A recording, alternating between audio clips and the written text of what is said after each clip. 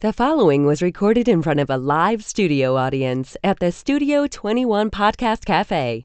This is the United Podcast Network.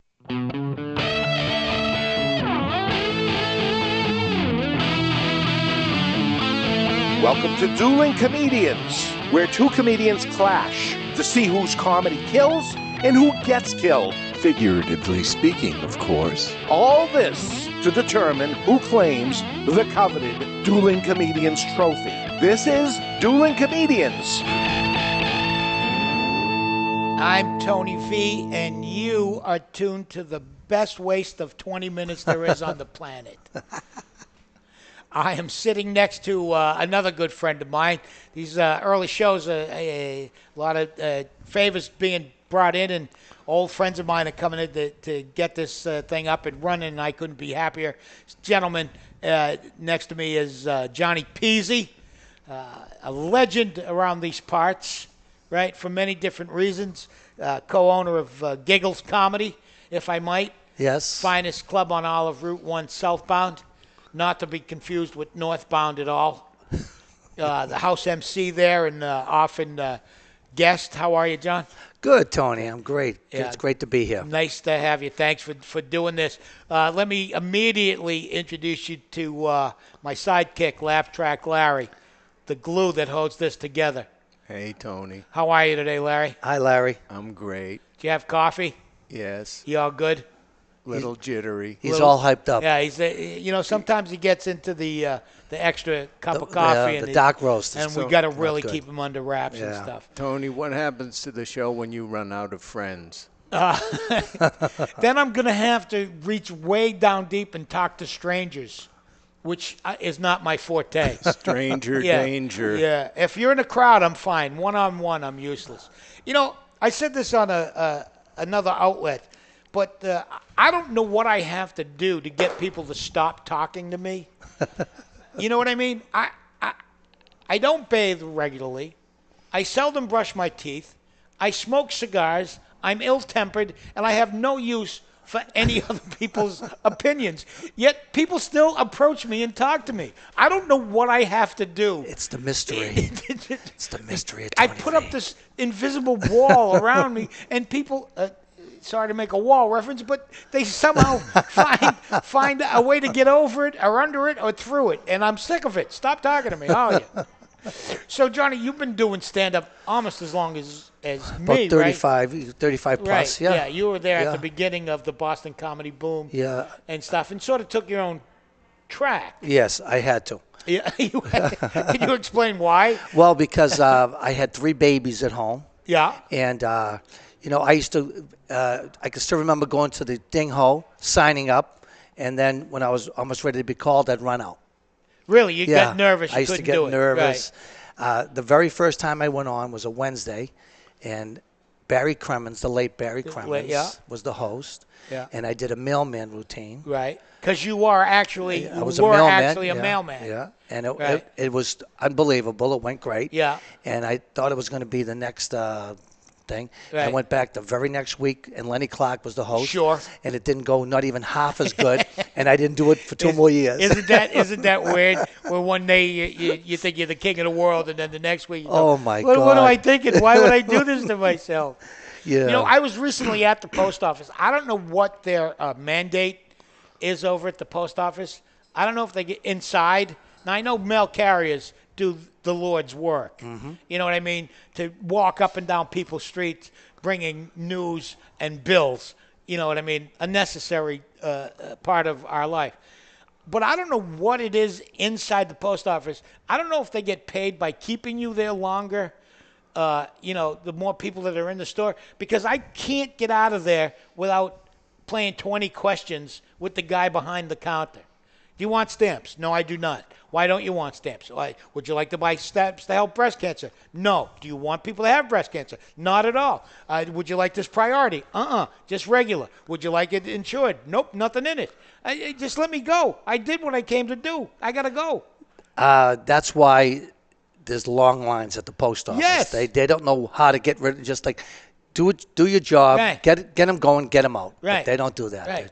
And in this day and age, if you're showing up at the post office with the package that has liquid lithium batteries, perishables, or acid in it, you haven't been paying attention.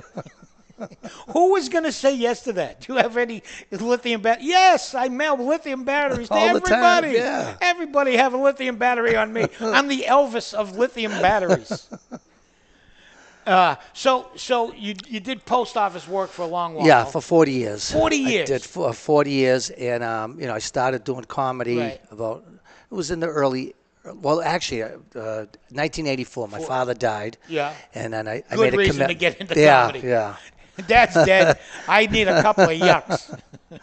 And then from that time on, I used to drive up and down Route 1, and if there was a band there, I'd ask them if I could go on in the middle, because I was trying to develop, Right, and right. it took me probably triple what it takes the normal person. Right. Because you weren't doing the clubs. Right. I mean, I don't have a lot of recollection of you doing the open mics and stuff like that. Very, very few. What I would do is, for instance, the Town Line for 2.5 years Right. had comedy, which I started there, Right. and I hosted their shows for 2 years. I used to host because I knew I could do more time, Right. more time, Right. more time. And more you're time. very schooled in old school kind of. I mean, that's Yeah. my Yep. my slant too. Yep. I go back to W.C. Fields, the Marx Brothers, Monty Python, where I cut my teeth. Yeah, But right. you're like a huge Jerry Lewis fan, Yeah, right? yeah. And Dean and Jerry Yeah. and that whole Rat Pack lore sort of thing. Jerry, as an entertainer, was my hero as a kid. Right. And he got me out of a lot of trouble growing up, Yeah. Tony. In school, I'd try to do Jerry Lewis and make Right, to everybody get you- laugh. right. And then they'd send me to summer school, and they'd usually send me to Roxbury. Yeah. And I'd be the only white kid during going to Yeah, yeah, summer yeah. school, and they all, thank God, everybody there liked Jerry Lewis. Yeah. It saved me. Yeah. Not a nice man, but a genius comedically. Absolutely. And invented a lot of things. I filled in for him at the Palladium. That is amazing. That's a great in London, story. England. Yeah, I wasn't even on the show, and he got sick, and I put sick in quotes because right after the show he became very well again, but he was unable to perform for whatever reason, and they tapped me to fill in for Jerry Lewis. And I walked on, and his band was on stage behind me because they didn't know what was going on. That had to be amazing. Yeah, it was pretty amazing. That had to be absolutely amazing. And I just remember looking. They played me on with his music and everything because they didn't know. Right. The MC just said, Mr. Lewis has become unwell. Tony, do you want to do a set? And it's at the end of a 2-hour show. And I go, yeah, that'd be fine. And I walk out and they start playing me on. And I just look at them. I go, take 5, fellas. I got it from here. And they stayed on stage the whole time with me, and it went very, very well. Yeah. I saw a great movie, Stan. Have you seen Stan and Ollie? No, I hear it's great though. Very, John very C. good. Riley. Yeah, John C. Riley is absolutely fantastic. Yeah. But I hear it's not like a laugh riot. No, It's a very depressing. it's We're talking about Oliver Hardy. Laurel and Hardy. Laurel and Hardy. Yeah. Yeah. Cut from the same cloth as all of those guys, right? Yeah, They would well- do bits together. Yeah. There was a fat one and a skinny one. I Yeah. think that's where that whole Yeah. thing came from. Yeah. But yeah, I guess it's supposed to be a really good movie. Yeah, it shows but like what people don't see, their relationship Right. outside Were of they what they friends? do. The Stan Laurel, what do you call it? Babe? What's his name? His name was Babe. Well, Ollie. Yeah. Ollie. He didn't like Stan. He didn't like it at all. Yeah, because it's almost, if you think of the Jerry Lewis and Dean Martin thing, Jerry did all the work, Right. Dean didn't, and I think there's a resentment there. Right. And they didn't. Why they you didn't shouldn't get do along. anything with anybody. Don't have any friends. Just become solitary. Be a rock. Be an island. Listen to Simon and Garfunkel. Go ahead. Yeah. Friendship is wasted, don't you think? They're going to let you down. As a matter of fact, why don't you leave now, Okay. and I'll finish this show all by myself. I don't need you. You don't. No. No. We have a certain camaraderie in Boston comedy, too, that I think throughout at least the United States, and I think parts of Wales is legendary. You know what I mean? That we have all, no matter what anyone's gone on to do, but we remain friends, and there's a camaraderie there that is not seen anywhere else. Absolutely. I totally agree. A lot of the guys that make it from Boston, they don't forget where they came from. Yes, because we don't let them. Right. Because Boston's one of the few places where no matter what you do, you walk in back of Giggles by the dumpster, you're just one of the guys. It's one of the guys. Hey, yeah, that's a good looking Oscar. Does it like my cigar? No. Can't. Then it does me no good. All right, that's we're coming up to a break now. How do people get a hold of you quickly? Johnny Pizzi at hotmail.com. There you go. We'll be back, we suppose. Although there might be some rules about it. I don't know.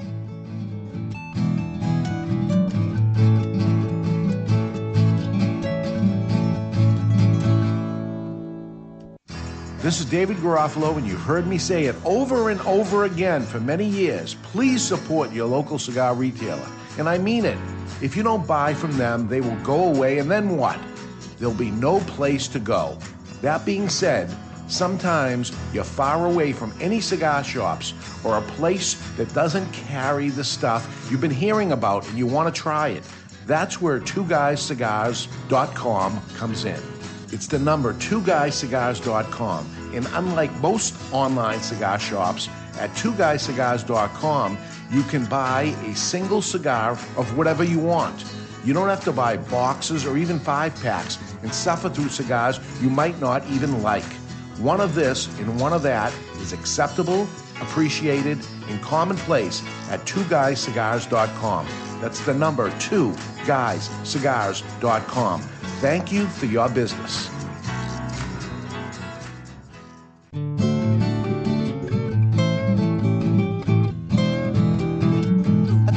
Going to change that temporarily anyway. Ed, how do you think the show's going? I mean, I'm sorry, Larry.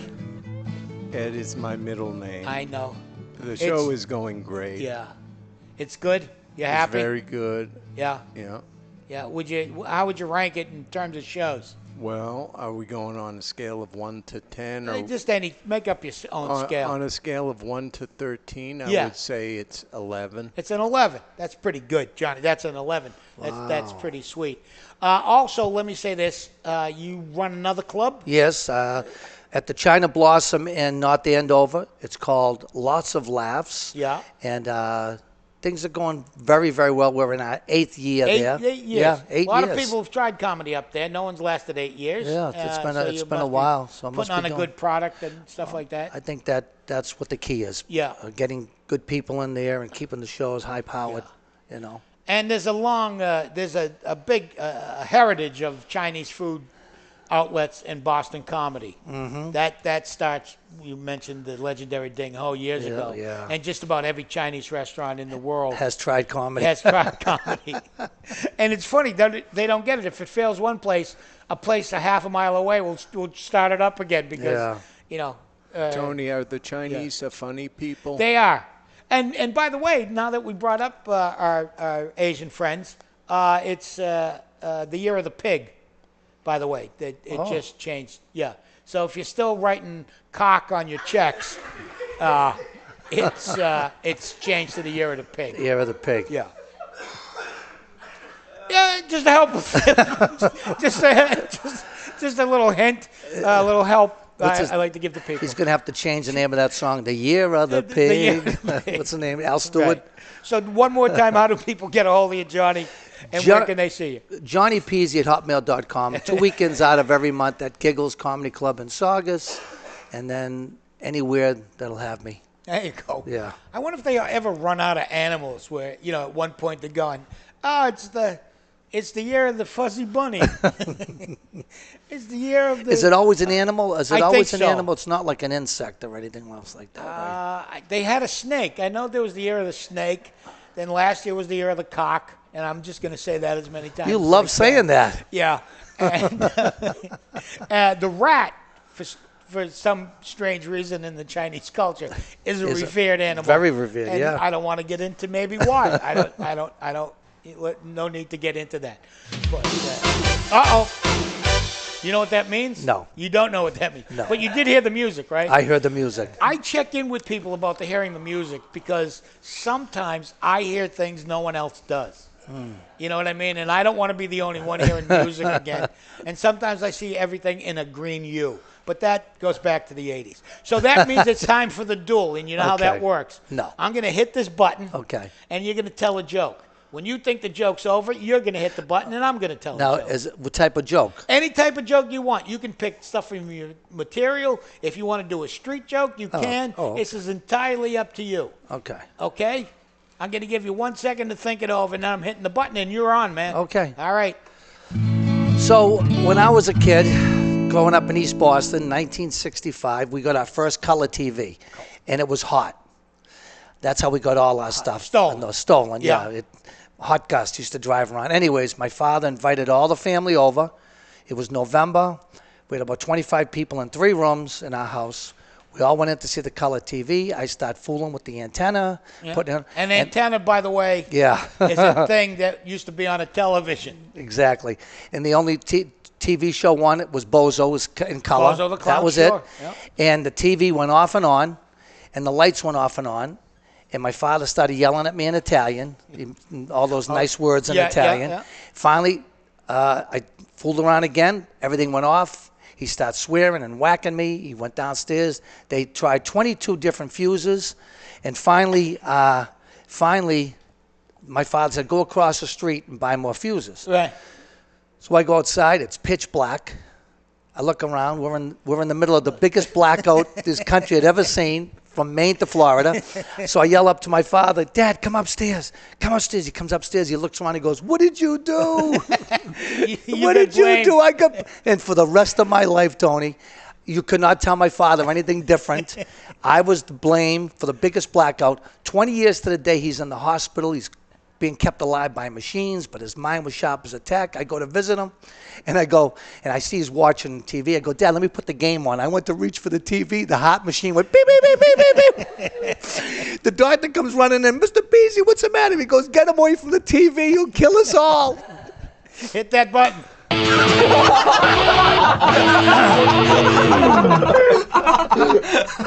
I have been, as I age, keeping that vein, I've been experiencing more things to try to keep myself young. My children last summer talked me into getting on a roller coaster. And I'm not good with amusement parks anymore because it turns out I can't spin. I don't know when it happened. I got no official notice. No letter came from the government saying, Tony, kindly refrain from spinning. I went to this amusement park, and I got on the teacup thing, and I had to take a nap afterwards. I found myself in the middle of Canopy Lake Park, passed out, somehow shirtless. There were people poking me with sticks.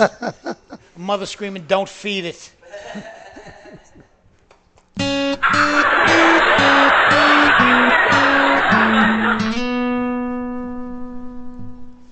Do I hit it? No, you're up. Oh, okay. So here's another great true story. When I was a kid, I didn't go to school a lot, okay? I used to hide under the bed, whatever. So finally, my father one year, don't ask me why, made homemade wine, okay? And I'll never forget, finally, the truant officer comes to the house, knocks on the door. Mr. Pizzi, you know, your son's not coming to school. So my father invites her in. She sits down, and I'm in the room listening. So she goes, whose piano is that? My father goes, oh, that's mine. She goes, do you play? He goes, yeah. So he goes, can I play something for you? She goes, oh, that'd be so nice. He says, would you like a glass of wine? She goes, oh, no. He goes, just a little glass of wine. So she goes, all right, just a little. It was a woman, truant officer. He pours the wine, and he starts playing. And every time he played another song, he poured her more wine, okay? Finally, after about an hour and a half, she is blitzed, okay? She staggered out, and the truant officer never came to the house again.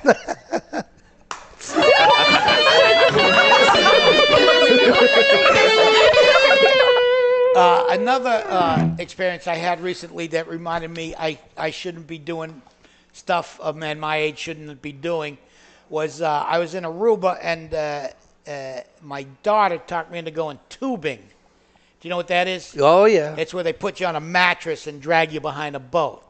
And if that's the way I died, I would have to laugh at that.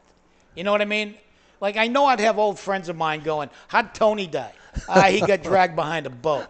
What, did he fall off fishing? Nope. Just gave a guy $40, said drag me behind a boat.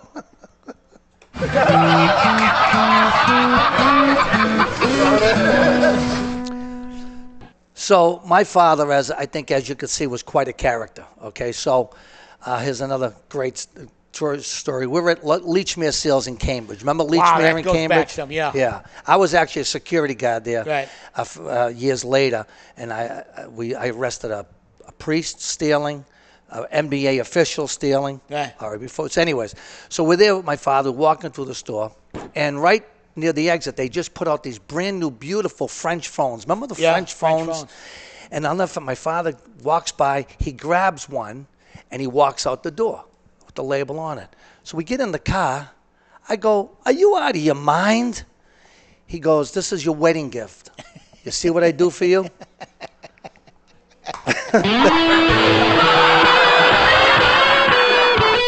My wedding gift. And then the last experience I had, someone talked me into going indoor skydiving. You're kidding. No, and I don't know if you know what that is, but there's a giant fan from underneath blowing up the window. I mean, out of this like great window thing underneath you, and you jump on it, and it floats you on a cushion of air like you're falling through the sky. And people go, what's that experience like? And this is the best way I can describe it. Get your car going about 120 miles an hour, open all the windows, and throw your nuts out the window. That's what it's like. Oh, my God. So, as kids growing up, you know, whenever we had a problem or something, and I think we could all say, you go to your parents sometimes for advice, okay? Right. So I was 21, I bought my first new car. I just got in the post office. 6 months after I have it, it's not going too well. So I go, Dad, the car's not. He goes, don't worry about it. We'll take care of it. So he tells me to go to this place in Salem, give them the car, drop the keys off. And I figure, okay, good, I get rid of the car. He gets me involved with the biggest stolen car rink in the country, okay? From Maine to Florida, the biggest stolen car rink. 2 years later, the FBI come to my house along with I never told this story before, you know, right. Okay? They come to my house. They have 5 license plates from that address. Right. I lived in the projects. So they come in. And they show me these, there was the DA, the FBI, and they're showing me all these license plates. And I'm like, oh, my God, you know, because 2 of them were my car because I did it again. And 3 from my father's. Right. And so he goes, can you explain all these license plates under your address here? And I said, well, this is the project. It's a real bad neighborhood.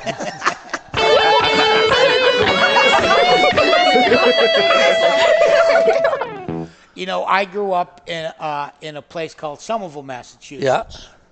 And I remember one time, you know, you talk about your old friends. I had done a commercial for Boston.com where I was shoveling a parking space out in the winter, and some yuppie kid comes down and, you know, comes by and goes, hey, do you mind if I park there? And this was the whole commercial. And I go, yeah, come right in. You know, and then it'll go, this is not Boston. Right. And I remember that. Remember that, right? So I had an old friend of mine from Somerville call me up, and I hadn't heard from him in years. He goes, hey, Tony, it's me. And I go, yeah, hey, how you doing? How's it going? He goes, good. He goes, not for nothing. How come you didn't smack that guy in the face with the shovel? I go, yeah, next time I'll take that under advisement.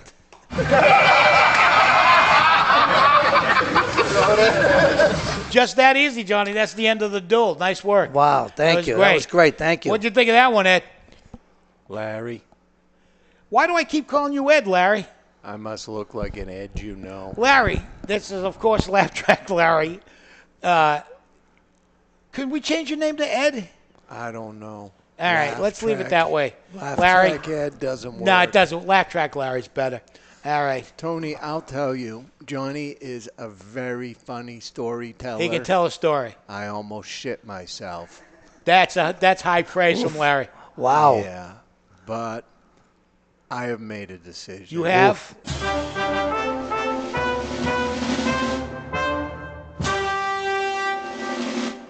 This could be the closest battle yet, but Tony V wins. The coveted trophy, the coveted Dueling Comedians trophy, stays right here in the studio. Wow. You can find us wherever fine podcasts are had. Like us on Facebook. You'll link to us. Look for Johnny Pizzi all over Boston and environs. And we'll be back as long as someone doesn't find out this is going on.